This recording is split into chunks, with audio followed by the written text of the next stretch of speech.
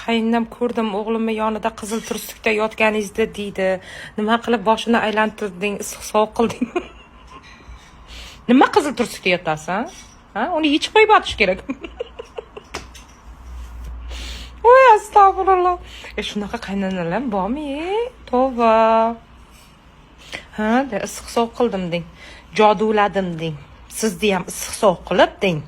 Nargi dunyoga deng. Bir oyog'ingizni u yoqda, bir oyog'ingizni bu yoqda qilib qo'yaman, men bilan o'ynashmading. Ikkita uchta cho'pni bir qilib ustiga latta o'rab, bir ikkita nina sochib xonasiga tashab qo'ying. Yurak yordi o'lsin.